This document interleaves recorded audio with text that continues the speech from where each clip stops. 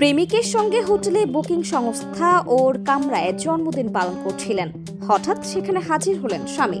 হাতে নাতে ধরা যাতে না পড়েন তার জন্য শাড়ি হাতে তুলে নিয়ে দৌড়লেন এক বধূ, পালালেন ছাদ টপকে। সেরকমই একটি ঘটনার ভিডিও সম্প্রতি প্রকাশ্যে এসেছে। ভাইরাল হয়েছে ভিডিওটি, সমাজ মাধ্যমে হইচই ফেলেছে। ভাইরাল সেই ভিডিওটি পোস্ট করা হয়েছে TN মিশ্র নামের একটি এক্স হ্যান্ডেল থেকে।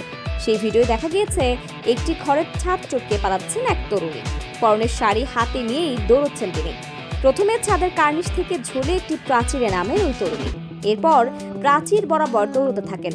কিছু দূর গিয়ে প্রাচীর থেকে নেমে সামনের দিকে হন হন করে হাঁটা দেন। সেই ভিডিওই প্রকাশ্যে এসেছে। পোস্টে দাবি করা হয়েছে ওই তরুণী তার প্রেমিকের সঙ্গে ওর কামরায় জন্মদিন পালন করছিলেন, কিন্তু হঠাৎই সেখানে হানা দেন তার স্বামী। সঙ্গে সঙ্গে ওই তরুণী পরিমরি করে সেখান থেকে পালিয়ে যান।